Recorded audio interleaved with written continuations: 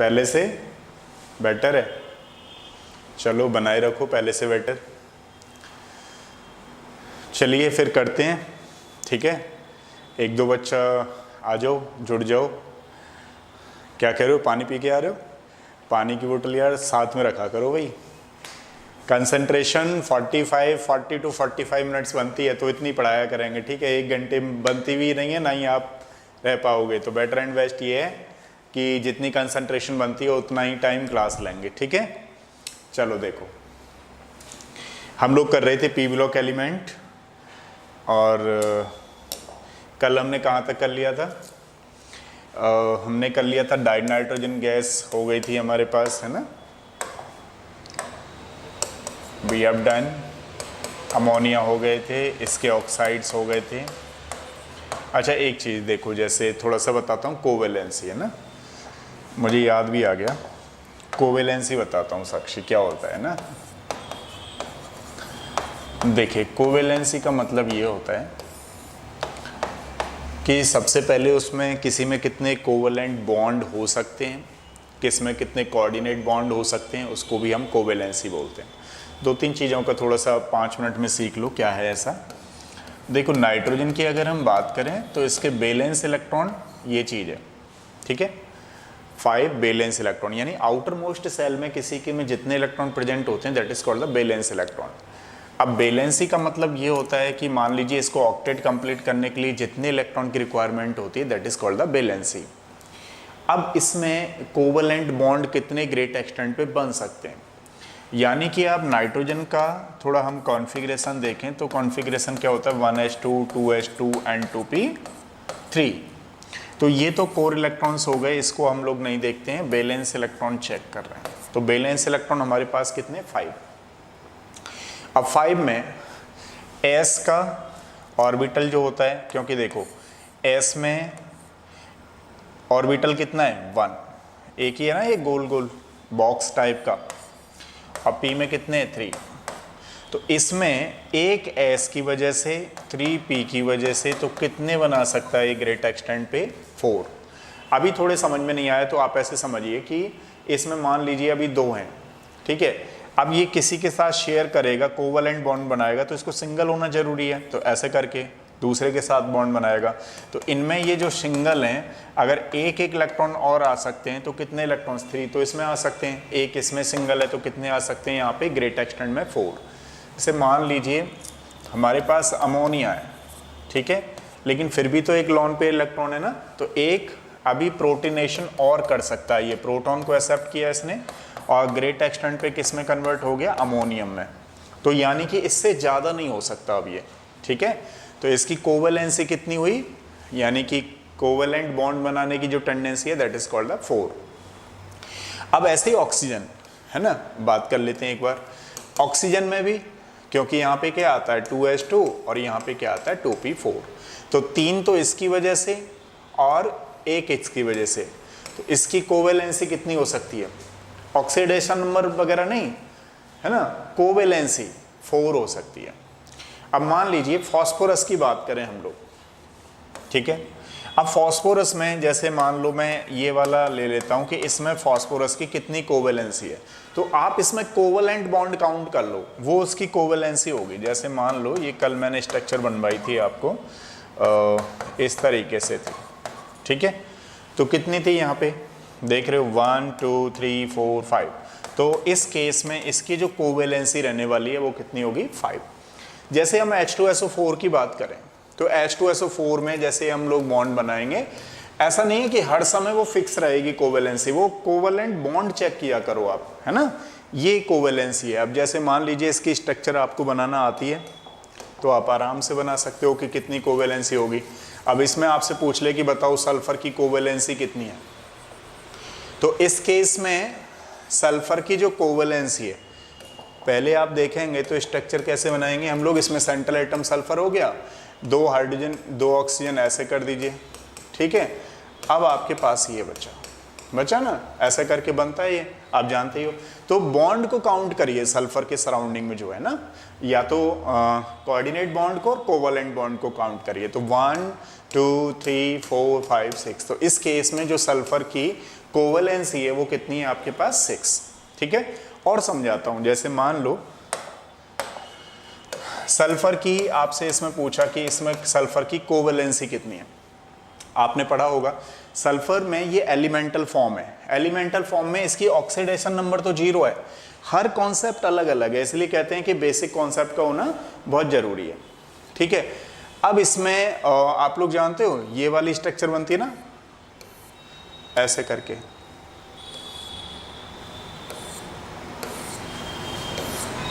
One two three four five six 7 8, है ना। अब आप खुद से बताओ इसकी कोवेलेंसी कितनी है, चलो देख करके बताओ स्ट्रक्चर, इसकी कोवेलेंसी कितनी होगी। कौन बच्चा बताएगा इसकी कोवेलेंसी कितनी है, बताओ साक्षी, ताकि मुझे ये मालूम पड़े आपको अभी समझ में आया नहीं आया। बताओ बताओ, रटो मत कुछ भी, जब समझ में नहीं आया मुझे बताओ आप लोग, मैं बताता हूं। जब भी कभी लगे आपको ये कॉन्सेप्ट समझ में नहीं आया बिल्कुल बताओ, वो पूरा टॉपिक बताऊंगा, यही तो मेरा काम है पहला। बताओ इसकी कोवेलेंसी कितनी है। आप कोवेलेंट बॉन्ड देख लो ना कि एक सल्फर कितने से जुड़ा हुआ है, कितने कोवेलेंट बॉन्ड से जुड़ा हुआ है, अपने आप आंसर आ जाएगा। कितनी कोवेलेंसी होगी बताओ इसकी। हाँ, always depend upon structure, yes yes yes, always depend upon structure. अब आप देखिए, अब ये सल्फर कितने से जुड़ा हुआ है, खुद से बताओ। ये 2 से जुड़ा हुआ नहीं जुड़ा हुआ है, देश, तो कितने कोवेलेंट बॉन्ड है हमारे पास 2, तो इस केस में इसकी कोवेलेंसी कितनी हो गई 2। ठीक है, ऑलवेज डिपेंड ऑन स्ट्रक्चर्स। अच्छा एक चीज और बताता हूं मैं आपको, स्ट्रक्चर्स में मान लीजिए कहीं कोऑर्डिनेट बॉन्ड आ गया आपके पास, ऐसा करके आ गया, तो इसको कितना काउंट करोगे 1 ना कि 2। ठीक है, क्यों, क्योंकि इसमें इस तरीके से होता है, तो हम सिग्मा वाले काउंट करते हैं, पाई वाला काउंट कोवेलेंसी में नहीं किया जाता। चाहे आज की डेट में हम इसको चाहे तो डबल बॉन्ड लिख लें, चाहे कोऑर्डिनेट बॉन्ड लिख लें, तो कोऑर्डिनेट बॉन्ड को आप 1 काउंट करोगे अगर कहीं बना हुआ आया तो। ठीक है, इस बात का ध्यान रखना है। हाँ बिल्कुल सही है, तो इसकी कोवेलेंसी कितनी होगी 2। देखा आपने कितनी है 1 2। अब कई जगह फास्फोरस की मान लीजिए उसने ग्रेट एक्सटेंट पे कहीं 6 लिख दी, मतलब उस तरीके से हो गया, तो वो काउंट करने हैं आपको बॉन्ड कितने स्ट्रक्चर में। ठीक है, ज़्यादातर बॉन्ड कितने होते हैं 5 ही होते हैं, क्योंकि स्ट्रक्चर अगर इसके हिसाब से हम लोग देख रहे हैं S3PO3 वगैरह वगैरह के हिसाब से तो 5 ही आएगा। ठीक है, अच्छा इनमें आप कैसे चेक करें, जैसे ग्रुप N = सेकंड में ध्यान रखना, N = 3 में तो हम देख रहे हैं स्ट्रक्चर के बेस पे, N = 2 में मतलब कौन कौन से आ गए, जैसे ये है ना हमारे पास कार्बन, नाइट्रोजन, ऑक्सीजन, फ्लोरीन, ये सब इसी में आते हैं। तो इसका आप क्या करो कि इसके कितने s ऑर्बिटल हैं आपके पास, हमारे s ऑर्बिटल इसमें एक ही टेक पार्ट करता है, बॉक्स टाइप का 1 हो गया। p कितने होंगे इसमें, सब में 2p चलता रहता है ना, 2p, तो p के 3 ऑर्बिटल्स हैं, एक s का है, तो टोटल कितने लगा देने हैं यहाँ पे, एक इसका 3 इसके, तो टोटल इनकी कोवेलेंसी जो होगी, जैसे नाइट्रोजन की हो गई, ऑक्सीजन की हो गई, इनकी कैसी कोवेलेंसी होगी, सबकी 4 होगी। ठीक है, अब देखो आगे चलते हैं थोड़ा, यहाँ तक आपको बात समझ में आ गई। स्ट्रक्चर बनाइए, कोवेलेंट बॉन्ड काउंट करिए, वही उसकी कोवेलेंसी है। ठीक है, और अब गड़बड़ मत कर देना, स्ट्रक्चर के हिसाब से चलना है। ठीक है, चलो अब एक क्वेश्चन और बता देता हूं, जैसे मान लो अभी भी आपको समझ में नहीं आया तो थोड़ा सा और समझाता हूं। जैसे P4O10 है, शायद मैंने कल इसकी स्ट्रक्चर बनवाई थी, आपको एक बार और समझा देता हूं। इसमें पूछ लिया कि भाई बताओ फास्फोरस की कोवेलेंसी कितनी है। अब आप स्ट्रक्चर बनाना जानते हो तो कोई प्रॉब्लम ही नहीं है, स्ट्रक्चर नहीं बनाना जानते हो तो प्रॉब्लम है। ये हमारे पास आ गया, अब इसमें क्या है 1 2 3 4 5 6, ज़्यादा लगा दिया क्या मैंने, हाँ इसमें 2 लगा दिए ना, 6 बॉन्ड होते ना ये, तो मैंने यहाँ पे ज़्यादा कर दिया। ये आ गया, देखो एक POP 2 3 4 5 6, ठीक है ये आ गया ना। अब इसमें रिमेनिंग जो है वो आप ये लगा दिए। अब आपसे पूछा है फास्फोरस की कोवेलेंसी बताओ, तो आप काउंट कर लो कितने कोवेलेंट बॉन्ड है इधर, 1 2 3 4 5 कोवेलेंसी होगी। ठीक है, समझ में आ गया ना। तो ऑलवेज किस पे डिपेंड करती है, स्ट्रक्चर पे डिपेंड करेगी। अब चलिए देखिए, जैसे हम लोग पी ब्लॉक एलिमेंट में चल रहे थे, पी ब्लॉक एलिमेंट में अगर हम लोग बात करें, आज क्या कराना है हमें, नाइट्रोजन के ऑक्साइड हमने कर लिए थे, डाई नाइट्रोजन भी कर ली थी, अमोनिया भी कर लिया था। चलो फास्फोरस कराता हूँ मैं आपको। फास्फोरस की कल मैंने सीरीज करा दी थी, हाइपोफॉस्फेनिक किसको एसिड बोलते हैं बताओ? हाइपोफॉस्फेनिक एसिड, हाइपोफॉस्फोनिक एसिड इनको बोलते हैं, ध्यान रखिएगा। अगर मैं किसी बच्चे से पूछूं कि इसमें सबसे ज्यादा रिड्यूसिंग कैरेक्टर किसका है तो कौन बच्चा बताएगा? सबसे ज्यादा रिड्यूसिंग कैरेक्टर किसका है भाई बताओ, जल्दी बताओ फटाफट। सबसे ज्यादा इन तीनों में रिड्यूसिंग कैरेक्टर किसका होगा? कौन बच्चा बताएगा? कोई बता रहा है? बताओ प्रांजलि, कल बताया था सबसे ज्यादा रिड्यूसिंग कैरेक्टर किसका होगा? बताओ बताओ, कल तो स्ट्रक्चर मैंने बताई थी। हाँ 5 होगी। इसमें रिड्यूसिंग कैरेक्टर किसका ज्यादा होगा? क्वेश्चन तो पहुंच गया ना, बताओ फिर। बिल्कुल सही है, बिल्कुल सही, H3PO2 की होगी, बिल्कुल H3PO2, हाँ बिल्कुल सही है इस वाले की। क्योंकि मालूम है क्या है, जब आप इसकी स्ट्रक्चर बनाते हो ना कुछ इस तरीके से बनेगी, क्योंकि इसमें pH बॉन्ड ज्यादा होंगे ना, इसमें तो OH तो बन ही होगा, मोनो बेसिक है ना ये, इस तरीके से ना। अब देखो इसमें जो बेसिसिटी होगी वो 2 होगी, मतलब जो नंबर ऑफ OH होगा वो 2 होगा। अब सही है ये 1 2 3 1 2 3, ठीक है। अब जो ये OH होता है, ये OH बॉन्ड क्या डिसाइड करता है? उसका ऑक्सीडाइजिंग कैरेक्टर, ठीक है, POH बॉन्ड जो होता है। और जो PH बॉन्ड जो होता है वो क्या करता है? Reducing character. तो इसमें pH ज्यादा है ना, इसमें 2 है, 2 pH है, तो रिड्यूसिंग कैरेक्टर किसका ज्यादा हो गया? इसका हो गया। ऑक्सीडाइजिंग कैरेक्टर किसका ज्यादा हो गया? इसका हो गया, ठीक है, क्योंकि इसमें pH ज्यादा है। अच्छा मान लीजिए आपको पूछे इसमें कितनी बेसिसिटी है? 1, मोनो बेसिक है। अच्छा प्रोटॉन कितना है इसमें? केवल एक ही। इनको प्रोटॉन मत बोलना कोई बच्चा, क्योंकि ये तो टूटेंगे नहीं, ये तो ब्रेक ही नहीं होंगे। क्यों नहीं होंगे? क्योंकि इनकी इलेक्ट्रॉन नेगेटिविटी डिफरेंस बिल्कुल सेम है ही नहीं है। इलेक्ट्रॉन नेगेटिविटी दोनों की कितनी है? 2.1 2.1। कोवलेंट बॉन्ड बनाते हैं, जिसमें जितना ज्यादा इलेक्ट्रॉन नेगेटिविटी का डिफरेंस होता है, जितना ज्यादा इलेक्ट्रॉन नेगेटिविटी का डिफरेंस होता है वहां पर क्या बनता है? आयोनिक कंपाउंड बनता है। और जहां पर इलेक्ट्रॉन नेगेटिविटी सेम होती है उसको हम लोग क्या बोलते हैं? कोवलेंट कंपाउंड, ठीक है। अब चलिए देखिए नेक्स्ट करते हैं। फॉस्फोरस आया हमारे पास, पहले फॉस्फोरस लेते हैं।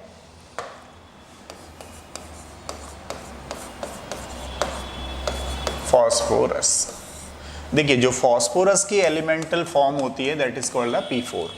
अगर मैं किसी बच्चे से पूछूं कि भाई बताओ इसकी एलिमेंटल फॉर्म में ऑक्सीडेशन नंबर कितनी होगी, तो 0 ही होगी, ठीक है।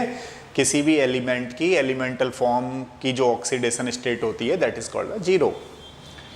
अब अगर हम बात करें इसके बारे में तो पहले इसके एलोट्रॉप्स देख लेते हैं ना।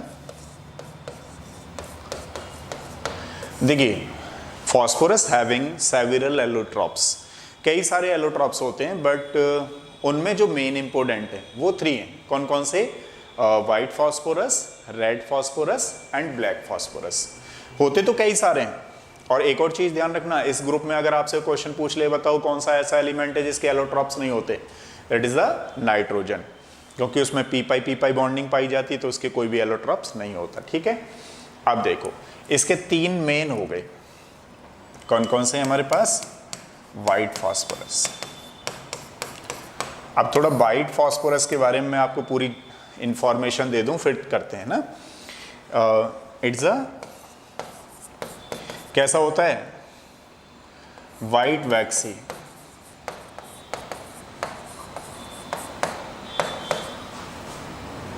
सॉलिड।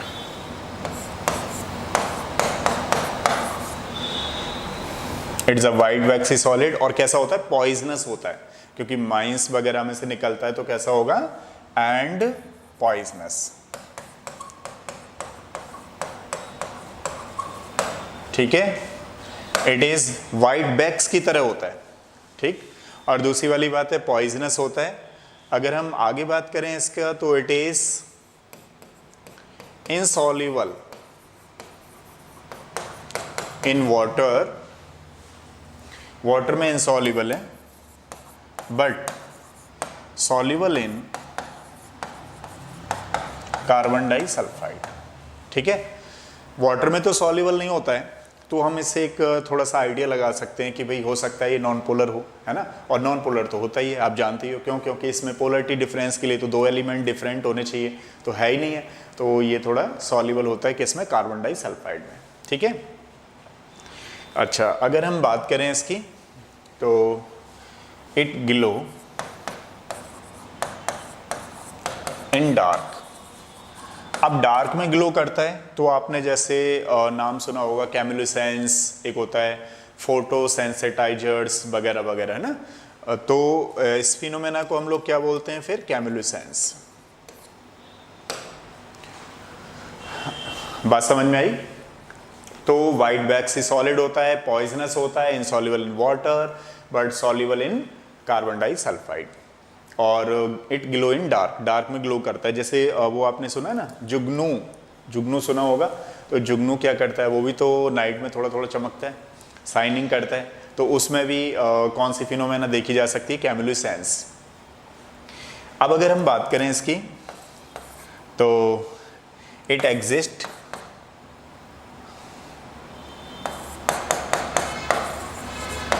इन टेट्राहेड्रल स्ट्रक्चर्स। अब टेट्राहेड्रल स्ट्रक्चर्स में जब होता है, ठीक है, तो कौन सा हाइब्रिडाइजेशन होगा बताओ इसमें? sp3। अब sp3 होगा तो sp3 की टेट्राहेड्रल स्ट्रक्चर्स होगी लाइक दिस, होगी नहीं होगी? अब ये टेट्राहेड्रल स्ट्रक्चर्स हो गई। मैं किसी बच्चे से पूछूं कि बताओ अगर किसी का sp3 हाइब्रिडाइजेशन हो तो उसमें बॉन्ड एंगल कितना होना चाहिए? भाई sp3 का तो 109 ही होता है, तो 109 डिग्री होना चाहिए। लेकिन अगर आप यहाँ देखेंगे तो दिखने पे हमें 60 डिग्री एंगल मिलेगा इसमें, है ना। यहाँ से यहाँ तक, यहाँ से यहाँ तक कितना हो रहा है हमारे पास? 60 डिग्री हो रहा है। मतलब ऐसा कि अगर किसी पर्सन को काफ़ी चपाती खानी है, 5 चपाती खानी है, उसको आप 2 ही देते रहो तो वो ज़्यादा दिनों तक स्टेबल नहीं रहेगा, वो निकल लेगा साइड में कि भाई बहुत हो गया, तुम लोगों ने मुझे बहुत जो है फिट बना दिया, फिट मुझे नहीं रहना, मुझे तो जो है मोटा ही होना है। तो आपने सोचा नहीं वो फिट हो जाएगा, फिट नहीं है, वो कहेगा भैया मुझे नहीं रहना, फिट वेट तो बाद में देख लेंगे, पहले जो है खाना पूरा मिलना जरूरी है। तो इसमें क्या है? एंगल स्ट्रेन आ रहा है काफ़ी सारा, है ना। एंगल स्ट्रेन होने की वजह से क्या होगा? ये मोर रिएक्टिव होगा, क्योंकि अनस्टेबल होगा तो मोर रिएक्टिव होगा। तो more reactive and less stable बोल सकते हैं हम लोग इसको, है ना। It exists in tetrahedral structures, sp3 hybridization, and due to angle strain बोलते हैं ना इसको, angle strain, it is more reactive and less stable। Least बोल दूं तो ज़्यादा बेटर है, क्योंकि ये तीनों में सबसे कम यही रहता है, सबसे कम स्टेबल होता है, एंड लीस्ट स्टेबल, ठीक है। तो ये रिएक्टिव तो ज़्यादा होगा लेकिन जो स्टेबल होगा वो कम होगा। अब अगर हम लोग बात करें कि ये इतना रिएक्टिव होता है कि अगर इसको हम जैसे आप लोगों ने पेज पे लेकर के कहीं रख दिया तो ये इमिडिएटली बाहर रख दिया, थोड़ा सा इसको टेम्परेचर मिल गया तो हल्की सी फायर लग जाएगी, तुरंत आग लग जाएगी, है ना। तो हम क्या बोल सकते हैं इसको? It catch fire immediately in the presence of air. अगर मान लीजिए ये हमारे पास वाइट फॉस्फोरस है, वाइट फॉस्फोरस को हमने एयर के सामने रखा तो ये वाला कंपाउंड बनता है हमारे पास, है ना। तो इसको यहाँ रख देंगे। कुछ बात समझ में आई आपको? तो ये वाली बातें हैं जो वो किसके बारे में? हमारे पास वाइट फॉस्फोरस के बारे में, ठीक है। एक चीज़ और, जैसे मान लीजिए ये किसी एल्कली से रिएक्शन करता है, या हम इसको थोड़ा सा एल्कली के साथ बॉईल करते हैं वाटर डाल करके, तो वहाँ पर एक गैस बना लेता है, इसको हम लोग कौन सी गैस बोलते हैं? फॉस्फीन, है ना। वो भी रिएक्शन बता देता हूँ मैं आपको। जैसे वाइट फॉस्फोरस है, बॉइलिंग विद एल्कलीज,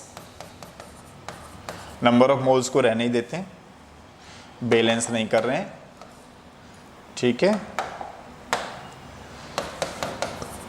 तो देखो ये हमारे पास फॉस्फीन बना, व्हाइट फॉस्फोरस की रिएक्शन कराई हमने एल्कली के साथ, हाइड्रोलिसिस करा के फॉस्फिन बना। फॉस्फिन के साथ साथ हमारे पास सोडियम हाइपोफॉस्फाइड भी बनता है। This is known as the sodium hypophosphite. ठीक है, साइड प्रोडक्ट का भी आपको ध्यान रखना है। तो ये बातें थी हमारे पास व्हाइट फॉस्फोरस के बारे में, जो आपको बिल्कुल ध्यान रखनी है। इस रिएक्शन का ध्यान रखना है, एक इस रिएक्शन का ध्यान रखना है कि अगर हम व्हाइट फॉस्फोरस को एल्कली के साथ यानी कि NaOH के साथ, बेस के साथ ट्रीट करते हैं तो हमारे पास क्या बनता है, दिस वन। ठीक है, अब थोड़ा सीखते हैं हम लोग रेड फॉस्फोरस के साथ कि किस तरीके से रेड फॉस्फोरस की कौन कौन सी प्रॉपर्टीज होती हैं।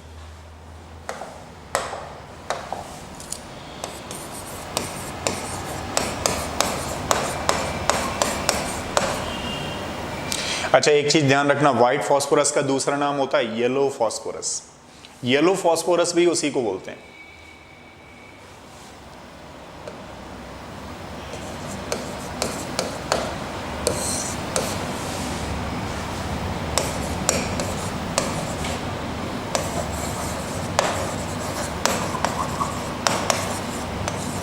ठीक है, ये जो है ग्रे, आयरन ग्रे टाइप का होता है। रेड फॉस्फोरस को हम लोग आयरन ग्रे, लस्टर, एक चमक उत्पन्न करता है, उस तरीके से बोलते हैं। ठीक है, अब इसके बारे में अगर हम बात करें तो कुछ इंपॉर्टेंट जो आपको अपने एग्जाम के पॉइंट ऑफ व्यू से समझना बहुत जरूरी है। पहला पॉइंट तो इसमें यह है कि ये पॉलीमेरिक फॉर्म में एग्जिस्ट करता है, पॉलीमेरिक फॉर्म। ठीक है, और एक और चीज, पॉलीमेरिक फॉर्म में एग्जिस्ट करता है लेकिन हाइब्रिडाइजेशन sp3 होता है। ठीक है, अब जैसे फॉर एग्जांपल इसकी अगर हम स्ट्रक्चर की बात करें तो देखो लाइक दिस। अब ये जो कॉम्प्लिकेटेड हो रहे थे ना ये दोनों बॉन्ड, अब इसमें से एक कट जाएगा, अब एक टूटा तो फिर वो आगे बॉन्डिंग कर लेगा, तो ऐसे पॉलीमेरिक स्ट्रक्चर बनाता जाता है। जैसे मान लीजिए इसमें व्हाइट फॉस्फोरस में तो ये हो रहे थे ना, अब हम क्या करेंगे, इस वाले को डिलीट मारेंगे। अब इसके बाद अगर देखा जाए तो ये वाली जो लिंकेज है वो आगे वाले फॉस्फोरस से अटैच होती जाएगी, ऐसे ही फिर ये चलती रहेगी। तो ये क्या है, पॉलीमेरिक फॉर्म में एग्जिस्ट करेगा। ठीक है, अच्छा ये ऑब्टेन कैसे होता है, it's obtain by heating of white phosphorus. White phosphorus को कितने पे, 573 पे जब हीट करते हैं तो हमें क्या मिलता है, रेड फॉस्फोरस। ठीक है, एक चीज और, ये थोड़ा समझ में आया आपको, देख रहे हो आप लोग। अब जो पहले कॉम्प्लिकेटेड हो रहा था ये यहाँ पे इस बॉन्ड की वजह से, अब ये उतना नहीं होगा जितना कि व्हाइट फॉस्फोरस हो रहा था। व्हाइट फॉस्फोरस मोर रिएक्टिव था और लेस स्टेबल था। क्यों, ड्यू टू एंगल स्ट्रेन। लेकिन इसमें एंगल स्ट्रेन उतना नहीं आ रहा जितना कि व्हाइट फॉस्फोरस में आ रहा था। तो हम लोग क्या कहेंगे बताओ, it is less reactive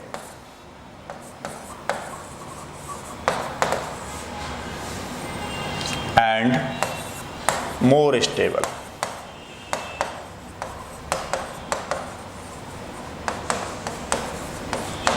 white phosphorus. ठीक है, व्हाइट फॉस्फोरस के कंपैरिजन में तो ये ज्यादा स्टेबल होगा और लेस रिएक्टिव होगा। यहां तक बात क्लियर है। एक चीज और है कि ये किस में सॉल्युबल होगा, किस में सॉल्युबल नहीं होगा। ठीक है, तो it's insoluble in water as well as carbon disulphide. ये ना तो वाटर में सॉल्युबल होता है, ना ही ये कार्बन डाइसल्फाइड में सॉल्युबल होता है।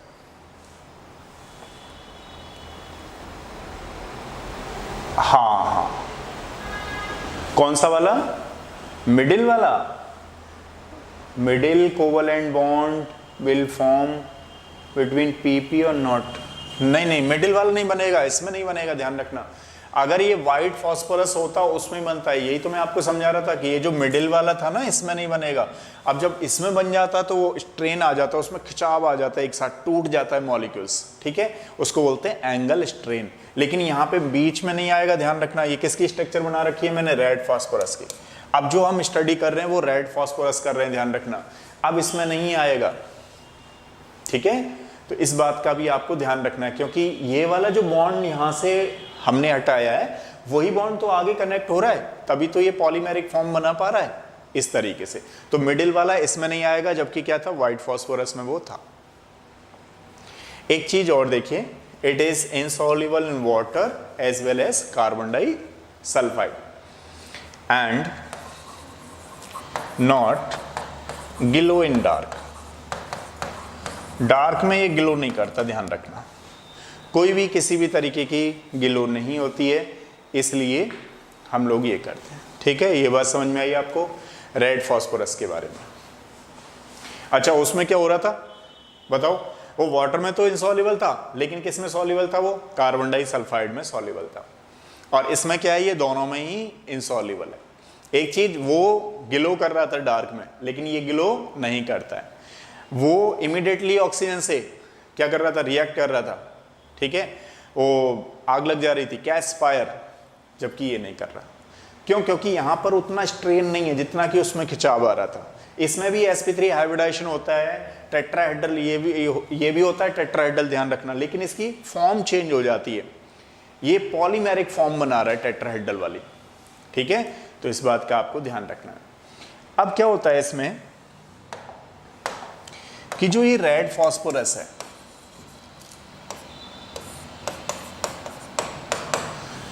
रेड फॉस्फोरस को जब हम हीट करते हैं एट इनर्ट एटमॉस्फेयर, ठीक है, रेड फॉस्फोरस को जब इनर्ट एटमॉस्फेयर पे हीट किया जाता है सेवरल डेज के लिए, तो वहां पर series of black phosphorus obtain होती है, समझो।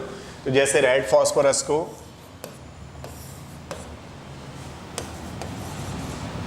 heated in several days obtain series of black phosphorus, ठीक है। ब्लैक फॉस्फोरस की सीरीज होती है जिसमें से दो तो मेन इंपोर्टेंट होती हैं, alpha black phosphorus and beta black phosphorus. एक कौन सी हो गई हमारे पास, अल्फा ब्लैक फॉस्फोरस, एक कौन सी वाली हो गई हमारे पास, बीटा ब्लैक फॉस्फोरस। जो इंपॉर्टेंट बात है इसमें, जो आपको समझनी है, जो आपके एग्जाम के लिए इंपॉर्टेंट है, वो यहां पे समझनी है कि इसमें मतलब जो प्रिपरेशन होने वाली है वो किसकी वजह से हो रही है। जनरली बच्चे को क्या लगता है, अच्छा दोनों ही तो हो रही हैं, तो दोनों ही तो रेड फॉस्फोरस की वजह से प्रिपेयर हो रही होंगी, क्योंकि यहाँ पे मैंने ऐसा बोला ना कि इसको हीट करते हैं, ऐसा करके प्रिपेयर करते हैं तो सीरीज बनती है, ऐसा नहीं है। ये दोनों की दोनों अल्फा और बीटा रेड से नहीं ऑब्टेन होती हैं। अल्फा जो सीरीज है, ध्यान रखना, वो व्हाइट फॉस्फोरस से हो रही है।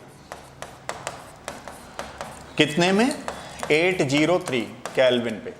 इस सील्ड ट्यूब में इसको जब प्रिपेयर करते हैं तो हमारे पास अल्फा ब्लैक फॉस्फोरस ऑब्टेन होता है, जबकि बीटा जो होता है वो कौन सा होता है हमारे पास, रेड फॉस्फोरस होता है, जिसको 473 केल्विन पर हीट करते हैं तो हमारे पास कौन सा बन जाता है यहाँ पे, बीटा।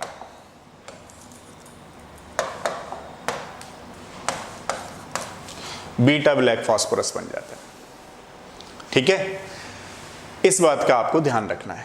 अच्छा, एक और चीज है, जैसे मान लीजिए ये जो है एयर में ऑक्सीडाइज नहीं होता, कुछ ऑक्सीडाइजिंग एजेंट है like as the HNO3, Cl2, Br2, उसमें ऑक्सीडाइज नहीं होता, ठीक है। तो इनकी प्रिपरेशन को भी आपको ध्यान रखना है। टेम्परेचर 473, इसमें टेम्परेचर 803, इस बात का आपको ध्यान रखना है। ये हमारे पास कौन से थे, एलोट्रॉप्स ऑफ फॉस्फोरस। तो फॉस्फोरस के कितने एलोट्रॉप्स होते हैं, 3। कौन कौन से, white phosphorus, black phosphorus, red phosphorus. यहां तक बात क्लियर है आपको। अब चलो सेकंड पढ़ते हैं हम लोग, फॉस्फीन।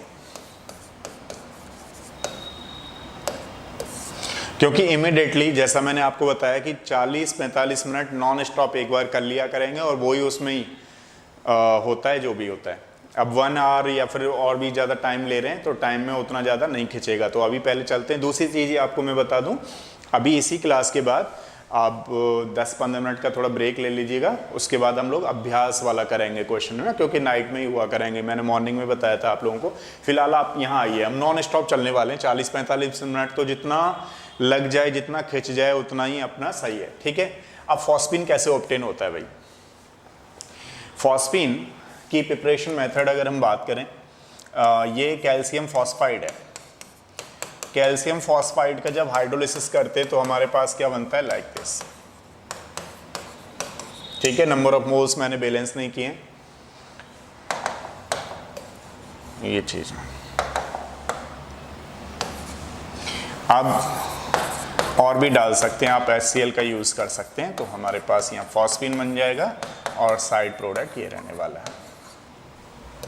ठीक है। इसकी जो लैब मेथड है, जो अभी हमने बनाई थी वहां पर यूज की थी, वो इसकी लैब मेथड है। लैब मेथड में क्या करेंगे हम लोग, वाइट फॉस्फोरस है, वाइट फॉस्फोरस को एल्कली यानी वही NaOH प्लस बॉइल करेंगे एल्कली के साथ, तो हमारे पास फॉस्फीन बन जाएगा। साइड में क्या बनने वाला है, सोडियम हाइपोफॉस्फाइट, ये बनेगा, ठीक है। तो ये थी लैब मेथड, ऊपर वाली इंडस्ट्रियल मेथड में बनाते हैं उसको। हालांकि इसका यूज़ किया जाता है, यूज इसमें बताएंगे कहाँ कहाँ पे इसका यूज़ होता है। These are the preparation method of phosphine. अब थोड़ी इसकी प्रॉपर्टीज़ के बारे में, इसके बारे में बात कर लेते हैं। देखिए फॉस्फीन क्या होता है, यहाँ तक आपको तीनों मेथड समझ में आई, ठीक है। ये जो फॉस्फीन होता है इसके बारे में और चीज़ें समझिए। व्हेन इट इज प्योर, जब ये प्योर फॉर्म में होता है, it is non inflammable in nature, यानी कि ज्वलनशील नहीं होता है जब ये प्योर होता है। Phosphine is pure, it is non inflammable in nature, ज्वलनशील बिल्कुल नहीं होता है। To owing inflammable be adding P2H4 और P4 वेपर्स। इसको ज्वलनशील बनाने के लिए हमें क्या यूज करना पड़ता है, P2H4 या P4 की वेपर्स यूज करनी पड़ती हैं। यहां तक बात क्लियर हुई कि जब ये प्योर फॉर्म में होता है तो कोई भी फ्लेमेबल नहीं होता है, ज्वलनशील नहीं होता है। इसको ज्वलनशील बनाने के लिए बिटवीन अल्फा एंड बीटा, क्या अल्फा बीटा, क्या ये तो दो है ना, कौन कौन से, alpha black phosphorus and beta black phosphorus. ये ध्यान रखना कि ये बने किससे, बस ये इंपॉर्टेंट है आपके लिए कि इनकी दोनों की प्रिपरेशन मेथड है। कई बार क्या बच्चा सोचता है अच्छा दोनों ही तो रेड फास्फोरस से बनते होंगे, रेड फास्फोरस से नहीं बनता, एक बनता है रेड फास्फोरस से, एक बनता है वाइट फास्फोरस से। अब ध्यान दो, ठीक है, बीच में नहीं समझ में आए तो मैं और रिपीट किया करूंगा हर डे, जब दूसरा क्लास लिया करूंगा तो आपको वहां क्लियर हो जाएगा। देखो ध्यान से कि इसमें अगर हमें इसको फ्लेमेबल बनाना है, ज्वलनशील बनाना है, तो हम किसकी वेपर इसमें ऐड कर रहे हैं, या तो P4 की वेपर ऐड की जा रही है या P2H4 इसमें ऐड करते हैं ताकि वो फ्लेमेबल हो जाए। अच्छा, इसमें क्या होता है कि मान लीजिए ये जब फॉस्फीन होता है तो ये HI को एब्जॉर्ब कर लेता है। ये फॉस्फीन HI को एब्जॉर्ब करके फॉस्फोनियम आयोडाइड बना लेता है। अब ये जिस समय फॉस्फोनियम आयोडाइड बन रहा है ये इम्प्योर है इस समय, ठीक है, क्योंकि जो फॉस्फीन थी उस पे लॉन पे इलेक्ट्रॉन थे, लॉन पे इलेक्ट्रॉन्स की वजह से इसने HI को एब्जॉर्ब कर लिया, एब्जॉर्ब करके फॉस्फोनियम आयोडाइड बना दिया। अब ये यहाँ पे जो बना फॉस्फोनियम आयोडाइड, ये कैसा है हमारे पास, इम्प्योर। अब इसको हमें दोबारा फॉस्फीन में कन्वर्ट करना है, तो क्या ऐसा चीज़ डालें ताकि वो दोबारा से इसमें कन्वर्ट हो जाए, तो हम एक बेस डाल देते हैं, KOH डाल दीजिए, ठीक है। तो KOH डालने पे देखो क्या होगा कि फॉस्फीन तो बन ही जाएगी, पहली स्टेट में रिवर्स आ जाएगी, प्लस यहाँ पे H और ये OH, तो क्या आ जाएगा हमारे पास H2O प्लस KI। तो अगर हमने यहाँ पे बेस डाल दिया, KOH डाल दिया, तो फर्दर ये अपनी ओरिजिनल स्टेट में आ जाती है। तो बताओ यहां तक आपको बात समझ में आई, क्या बात थी? हाँ तनिष्का, डेली आया करो तनिष्का, ये है क्या मैं आपको बताऊं, पहले ही बता रहा था, अभी बता रहा हूं, थोड़ा ना आपका 2-2 बार हो जाएंगी चीज़ें, वो ज़्यादा बेटर रहेंगी, क्योंकि कई बार कर लेना चाहिए। मेरे हिसाब से तो मैं तो कहता रहता हूँ, हमें इतना दिन हो गया पढ़ाते हुए, फिर भी हम लोग जो है नई नई चीज़ें करते रहते हैं कि अच्छा ये चीज़ है ना, तो थोड़ा सा कर लिया करो। चलो थोड़ा एक बार बताता हूँ दोबारा से। ये प्रिपरेशन मेथड है इसकी। इसमें जब ये प्योर फॉर्म में होता है तो कैसा होता है, नॉन इनफ्लेमेबल। जब इसको फ्लेमेबल बनाते हैं तो हम लोग P4 या P2H4 की वेपर इसमें ऐड करते हैं। अब क्या होता है कि इस पे लॉन पेयर इलेक्ट्रॉन्स होने की वजह से HI वेपर को एब्जॉर्ब कर लेता है, तो ये फॉस्फोनियम आयोडाइड बन जाता है। अब ये जो ये फॉस्फोनियम आयोडाइड बना, ये कैसा है, इम्प्योर है, इसमें काफ़ी इम्प्योरिटीज़ हैं क्योंकि ये मिल चुका है। अब इसको हमें फर्दर फॉस्फीन में ले जाना है, जैसे मान लीजिए, तो हम क्या डालेंगे यहाँ पे KOH डालेंगे, तो ये फर्दर अपनी ओरिजिनल स्टेट में वापस हो जाएगा। तो ये बातें थी। अब थोड़ा इसकी प्रॉपर्टीज़ के बारे में बात करते हैं।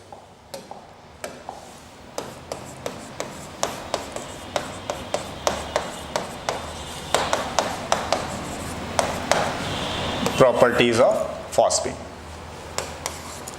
It is colorless, rotten egg smell, rotten fish smell। एक होती है rotten egg। कौन बच्चा बताएगा rotten egg कौन सी होती है? rotten egg smell गैस कौन सी होती है, चलो बताओ। ये rotten fish, एक होती है रॉटन एग। जैसे मैं अभी इसमें ही सोच रहा था कि अच्छा ये रॉटन एग है क्या, नहीं, ये तो रॉटन फिश है, सड़ी मछली की तरह। तो कौन बच्चा बता रहा है? जैसे ही वो गैस बनती है, 12th क्लास के सिलेबस में आपने पढ़ी होगी, जैसे ही वो गैस बनती है लोग बाहर निकल लेते हैं सारे ही सारे। कौन सी गैस है भाई, बता दो। रॉटन एग कभी बनाया है, किया है उसका? नहीं किया क्या? प्रैक्टिकल किया जरूर होगा भाई, सब सिलेबस में है तो किया होगा। कौन बच्चा बता रहा है रॉटन एग स्मेल गैस कौन सी होती है? कोई नहीं बता रहा है, फिर मैं ही बता देता हूं, H2S। ठीक है, वो रॉटन एग है, ये रॉटन फिश स्मेल है।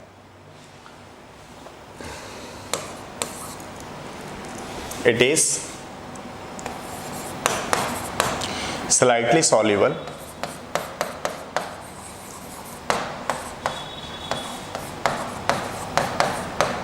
In water. एक चीज और जो इसमें इंपॉर्टेंट है वो आपको क्या समझनी है, जरा देखो। इसका जो एक्वस सॉल्यूशन होता है ना, मतलब जब ये लिक्विड फॉर्म में होती है, जब इसको हम हीट कर रहे होते हैं तो बच्चे को क्या लगता है कि अच्छा अभी जो हमने बनाई थी ये तो वाइट फॉस्फोरस से बनाई थी, जैसे आपने देखा था हमने ये यहाँ पे बनाई थी वाइट फॉस्फोरस प्लस NaOH वगैरह वगैरह, मतलब बॉईल किया था तो बनी थी ना। तो बच्चे को क्या लगता है कि अभी ऐसे रिएक्शन दे दिया उसने कि पूछा बताओ कौन सा बना। तो जब ये डिकम्पोज होती है तो दूसरी फॉर्म में डिकम्पोज होती है, बनती है तो दूसरी फॉर्म से बनती है, मतलब वाइट फॉस्फोरस से बन रही है, लेकिन जब डिकम्पोज हो रही है तो डिकम्पोज यहाँ पे हो रही है रेड फॉस्फोरस में। इस बात का भी आपको बहुत बहुत बहुत ध्यान रखना है, इंपॉर्टेंट कॉन्सेप्ट है, मान लो ऐसा करके। ठीक है, तो ये चीज हो गई।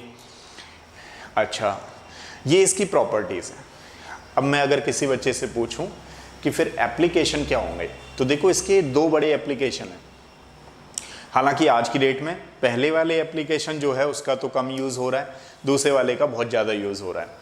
पहला वाला इसका एप्लीकेशन ये है कि जैसे मान लीजिए कैल्शियम फॉस्फाइड था ना जो अभी हमने बनाई थी, इससे इसको, ये कैल्शियम फॉस्फाइड है, कैल्शियम फॉस्फाइड को पियर्स्ड करके, पियर्स्ड मतलब उसमें से कुछ निकाल के, नुकीली चीज़ निकाल करके उसको जब वाटर में थ्रो किया जाता था तो वाटर में थ्रो करके ये शाइनिंग होती थी। इसको एक टेक्निकल वर्ड यूज़ होता है हॉलमे सिग्नल, हॉलमे सिग्नल में यूज़ किया जाता था। अब तो उतना नहीं यूज़ होता होगा क्योंकि अब तो फ़ोन आ गए। पहले क्या था कि मान लीजिए कहीं इधर से एक्सपोर्ट इंपोर्ट हो रहा है कोई चीज़, तो वहाँ पे डाला कैल्शियम फॉस्फाइड, तो वहाँ पे काफ़ी लाइटिंग हुई तो सामने वाला समझ जाता था कि अच्छा अब जग जाना है और फटाफट फटाफट माल उतारना है या देना है, वट जो भी केस है, तो उसको टेक्निकली यूज़ कर लेते थे, हॉल में सिग्नल में यूज़ करते थे। दूसरा स्मोक स्क्रीन, वो तो आज भी चल रहा है और आज तो ज़्यादा हो गया, मतलब अब जो है ज़्यादा यूज़ हो गया उसका एप्लीकेशन, पहले कम था। और पहले वाले का एप्लीकेशन ज़्यादा था तो अब कम होने लगा है, दूसरे वाले का एप्लीकेशन पहले कम था तो अब ज़्यादा होने लगा है। ऐसा होता करता रहता है, ऐसा मानना है मैं। ठीक है, तो ये सारी चीज़ों को ध्यान रखना है। और ये हमारे पास कौन सा था, फॉस्फीन गैस थी। तो देखो अभी हमने क्या क्या कर लिया, एलोट्रॉप्स ऑफ फॉस्फोरस कर लिए। दूसरा वाला टॉपिक कौन सा किया है अभी हमने, फॉस्फीन हो गई हमारे पास। अब थोड़ी करते हैं इसमें PCl3, इसके कंपाउंड्स हैं PCl3 एंड PCl5। देखो एक PCl3 कर लेते हैं, देखते हैं कितना हो पाएगा।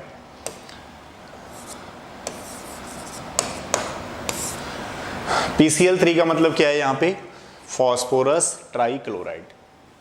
ये फॉस्फोरस ट्राइक्लोराइड की प्रिपरेशन मेथड, हमने वाइट फॉस्फोरस लिया, यहाँ पे क्लोरीन,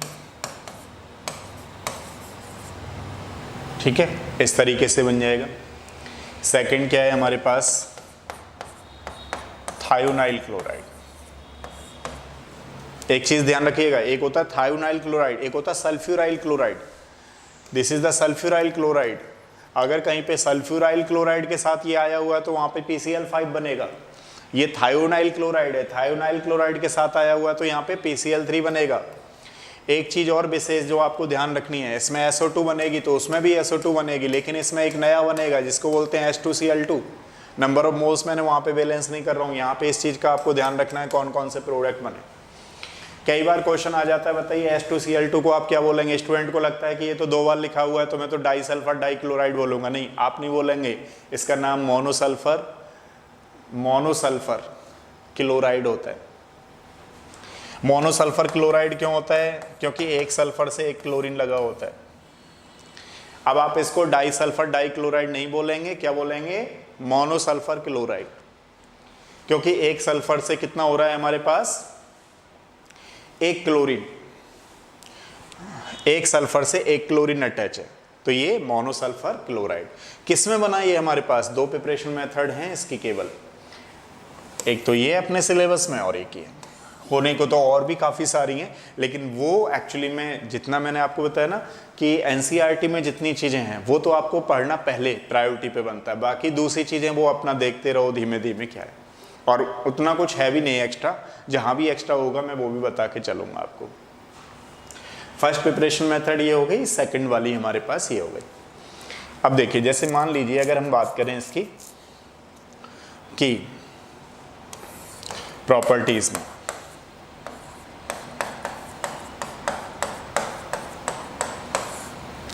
ये ऑयली लिक्विड होता है, it is colourless oily liquid. हम इनको कैसे पहचानते होंगे, आइडेंटिफाई करने के लिए तो हमारे पास कई तरीके हैं। जैसे मान लीजिए PCl5 है तो उसका येलो कलर होता है, जबकि इसका कोई कलर नहीं होता है, it is a colourless oily liquid. Water में ये लेस सॉल्युबल होती है। दूसरा, अगर मैं किसी बच्चे से पूछूं कि बताओ इसकी स्ट्रक्चर क्या होती होगी, तो इसकी स्ट्रक्चर पिरामिडल होती है लाइक दिस, और एक लॉन पे इलेक्ट्रॉन। अब होनी चाहिए थी टेट्राहेड्रल, क्योंकि sp3 हाइब्रिडाइजेशन है, और सारे बच्चे जानते हैं कि sp3 हाइब्रिडाइजेशन टेट्राहेड्रल मतलब उसमें अगर एक लॉन पे इलेक्ट्रॉन होगा तो 1 लॉन पे इलेक्ट्रॉन आने से उसमें BSE-PR थ्योरी लग जाएगी और वो कैसा हो जाएगा, पिरामिडल हो जाएगा। और बॉन्ड एंगल भी कितने से कम हो जाएगा, 2 से, जनरली तौर पे बता रहा हूँ, नियरली 2 से कम हो जाता है। मान लीजिए इसका बॉन्ड एंगल अगर होता है 109 तो घट के रह जाएगा 107, और भी मे बी थोड़ा सा स्लाइटली कम हो सकता है, क्योंकि 107 तो अमोनिया का होता है। जैसे जैसे इलेक्ट्रॉन नेगेटिविटी डिक्रीज करती है थोड़ा बहुत और डिक्रीज करता रहता है। लेकिन आप ऐसा मान के चलिए कि एक लॉन पे इलेक्ट्रॉन आ जाने से जो बॉन्ड एंगल कम हो जाता है वो कितने से कम हो जाता है, 2 से हो जाता है। ठीक है, ये वाली बात आपको समझ में आई। तो चलिए, ये जब सॉल्युबल होता है वाटर में तो फिर कौन सी रिएक्शन होती है वो देखते हैं। ठीक है, वाटर की रिएक्शन यहाँ लिखते हैं आपके लिए। PCl3 जब वाटर में डिसॉल्व होता है तो क्या बनता है हमारे पास, H3PO3 प्लस HCl। ठीक है, H3PO3 बनता है हमारे पास। अब यहाँ पे अगर हम बात करें कि ये कुछ ऑर्गेनिक कंपाउंड्स उनमें भी रिएक्ट करता है जिसमें कि OH ग्रुप होता है, उसको भी रिप्लेस कर देता है। जैसे फॉर एग्जांपल हमारे पास C2H5OH है और हमने PCl3 डाल दिया, ठीक है, तो इसका ये क्या कर देगा, C2H5Cl प्लस, साइड में तो ये बनाते ही रहना है आपको H3PO3 प्लस जो भी बना साइड प्रोडक्ट, ठीक है। अब ऐसे ही हमारे पास एसिटिक एसिड है, तो ये उनमें से जैसे कि OH हुआ, उनमें से ये डिस्प्लेस कर देता है।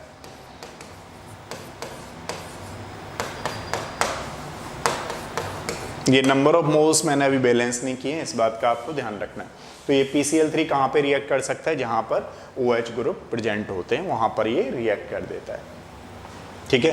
तो यहाँ तक आपको बात समझ में आई। ये था हमारे पास PCl3। चलो मैं अभी करा ही देता हूँ उसको, PCl5 को भी करा देते हैं। जो कल रिमेनिंग कुछ नए होंगे उनको फिर बताएंगे आपको, ठीक है। हमारे पास रह गया PCl5। तो चलो PCl5 की प्रिपरेशन मैं किसी बच्चे से पूछूं कि क्या होगी, तो PCl5 की प्रिपरेशन में हम लोग देखें, इसमें थोड़ा सा ना एक्सेस में लेना है हमें क्लोरीन,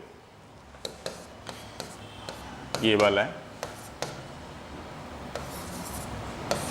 ये हमने क्लोरीन को एक्सेस में लिया। 5 से नहीं काम चलेगा क्योंकि उसमें पहले वाले में 6 थे, तो यहाँ पे एक्सेस का मतलब क्या है, 10 हो जाएंगे, ठीक है। तो क्या हो जाएगा यहाँ पे 5, यहाँ पे दिस वन। बात क्लियर हुई। तो कौन सी चीज़ हो गई हमारे पास, इसको क्लोरीन को हमें एक्सेस में लेंगे तो एक चीज़ ये बन गई, फर्स्ट प्रिपरेशन मेथड हो गई। और सेकंड वाली कौन सी होगी बताओ, वाइट फॉस्फोरस में पहले क्या कर रहे थे हम लोग, थायोनाइल क्लोराइड, इस बार क्या करने वाले हैं, सल्फ्यूराइल क्लोराइड। तो हमारे पास बना PCl5 plus SO2 plus HCl।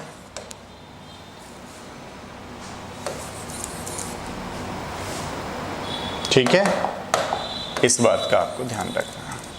उसमें क्या बन रहा था, साइड प्रोडक्ट H2Cl2, यही इंपॉर्टेंट क्वेश्चन है जो आपको समझना है। उसमें क्या बन रहा था, साइड में देखा था आपने, H2Cl2 सल्फर मोनोक्लोराइड, लेकिन इसमें साइड प्रोडक्ट SO2 ही रहेगा। अच्छा देखिए, इसकी प्रॉपर्टीज की बात करें तो उसमें क्या था, वो कलरलेस ऑयली लिक्विड था। यहां पे क्या बोलने वाले हैं हम लोग, येलो कलर का होता है ये, येलो कलर। ये भी वाटर में सॉल्युबल होता है। तो वाटर में सॉल्युबल होता है तो एक चीज आपको पूरी केमिस्ट्री में ध्यान रखनी है। पूरी केमिस्ट्री में क्या ध्यान रखनी है, यहां पर जब हमने PCl3 से रिएक्शन कराया था तो यहां पे देखा था आपने H3PO3 बना था, ठीक है, वो HCl चला जाएगा साइड में, लेकिन वो प्रोडक्ट बना था। लेकिन इसमें अगर हम लोग करते हैं तो POCl3 बनता है। अब मान लीजिए उसमें क्या बन रहा है हमारे पास, H3PO3, और इसका हाइड्रोलिसिस करने पे क्या बन रहा है हमारे पास, POCl3। अब मान लीजिए इसका फर्दर हाइड्रोलिसिस कर दे हमारे पास, तो इसके हाइड्रोलिसिस पे H3PO4 बनता है, ऑलवेज रिमेंबर। लेकिन पहले नहीं बनता ये, पहले तो यही चीज ध्यान रखनी है आपको। उसके साथ जब भी कभी आ जाए H3PO3 ये आ जाए तो POCl3 लगाने, लेकिन POCl3 का हाइड्रोलिसिस कर दे तो H3PO4 बनता है। ये आपको बिल्कुल ध्यान रखना है। एक इसकी स्ट्रक्चर के बारे में आपको समझाता हूं जो काफी इंपॉर्टेंट है, स्ट्रक्चर्स ऑफ PCl5।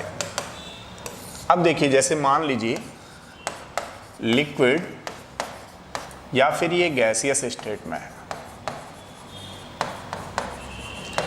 लिक्विड या गैसियस स्टेट में ये TBP शेप बनती है, ट्राइगोनल बाइपिरामिडल, sp3 डिहाइब्रिडाइजेशन। तो जैसे कि ये अपने पास ऐसे है,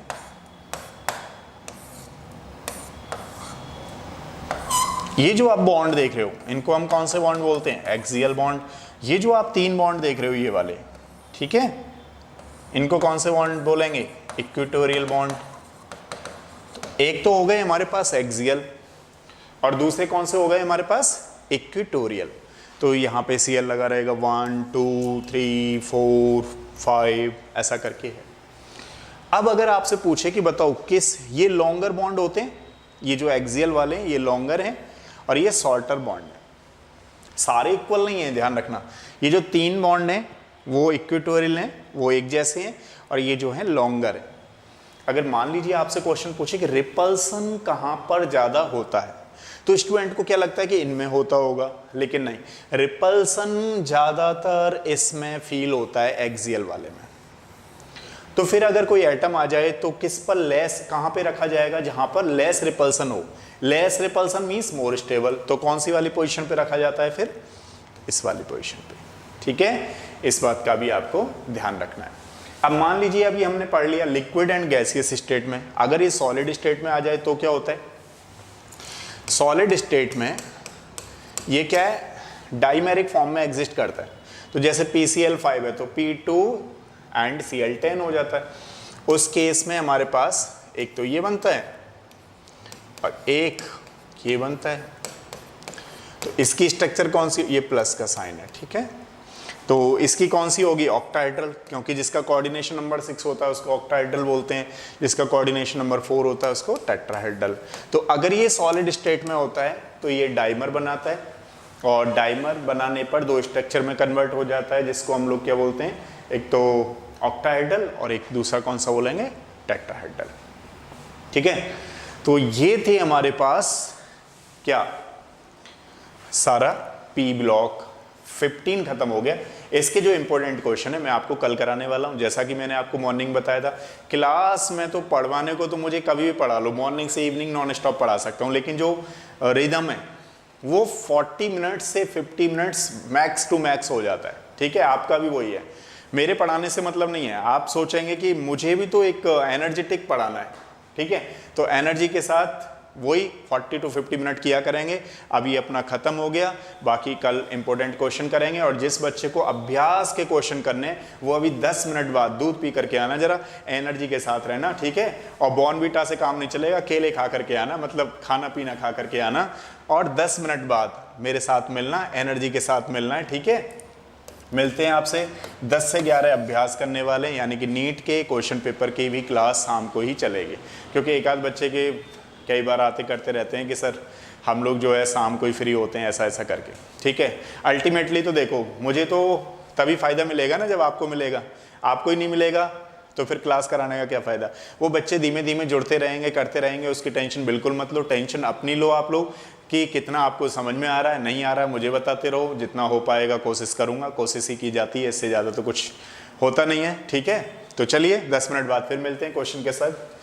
और जिन बच्चों ने केवल ये क्लास लेनी थी उनके लिए गुड नाइट, और अभी तो पढ़ते रहो भाई, टाइम नहीं हुआ है सोने का, ठीक है, सो मत जाना। फिर मिलते हैं, thank you so much, good night.